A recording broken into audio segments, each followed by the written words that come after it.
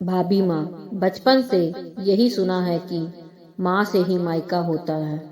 मैं भी इसी बात को हकीकत मानती अगर इस बार भाभी के बुलाने पर मायके ना गई होती। आज 4 महीने हो गए माँ को गए। उस वक्त तो लगा था कि मायके से नाता ही टूट गया है।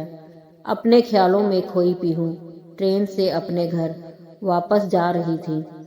पापा के बारे में ठीक से याद नहीं, बहुत छोटी थी जब वो गुजर गए थे।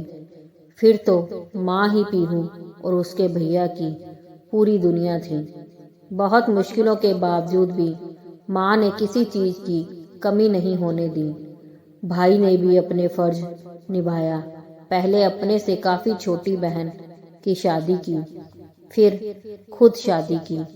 भाई की शादी होने के बाद भी पीहू भाभी से ज्यादा माँ के ही नजदीक थी।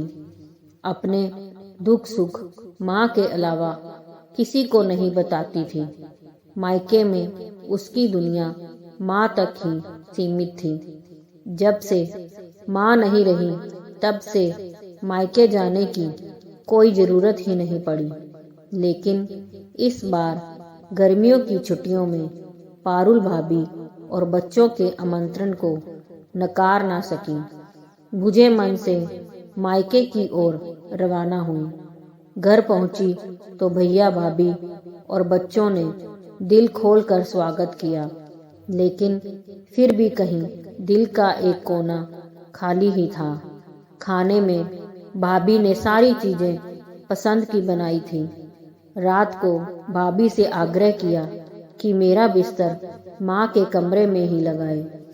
देर रात तक माँ की चीजों को निहारते कब नींद आ गई पता ही नहीं चला। सपने में भी माँ को ही देखती रही कि कैसे घर आने पर वो माँ के साथ ही सोती थी और कैसे माँ सुबह चाय बनाकर उसके बालों को सहलाकर उसे उठाती थी। अचानक उसने महसूस किया कि माँ सच में बगल में बैठकर उसके बालों को सहलाकर उसे उठा रही है।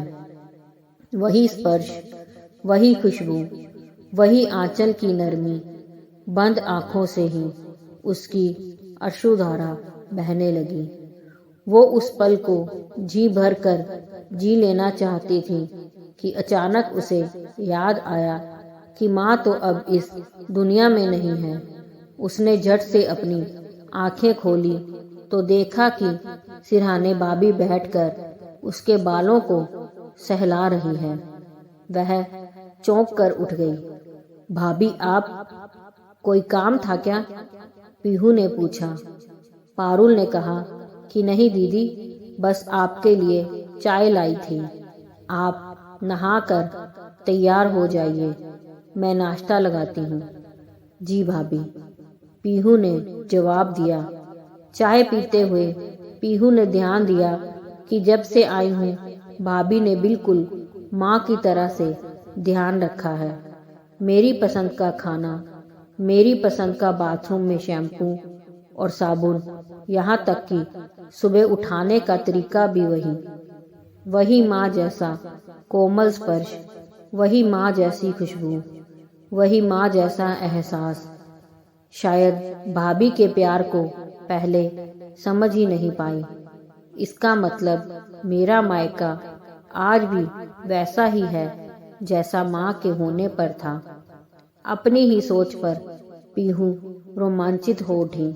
अपने मन में कुछ निर्णय करके पीहू नहाकर तैयार हुई और किचन की ओर चल दी। किचन में घुसते ही पीहू बोली, अब आप बैठिए भाभी माँ, नाश्ता मैं लगाती हूँ। इस नए संबोधन को सुनकर पारुल ने चौंक कर पीहू की ओर देखा तो पीहू को मुस्कुराते देख वो भी मुस्कुरा दी। ठीक है बिटिया रानी, पारुल ने जवाब दिया। जवाब में एक नए संबोधन को सुनकर पीहू के साथ पारुल भी खिलखिलाकर हंस पड़ी। पीहू के दिल का खाली कोना अब भर चुका था। दोस्तों, अगर कहानी पसंद आई हो तो लाइक, सब्सक्राइब, शेयर जरूर कीजिए।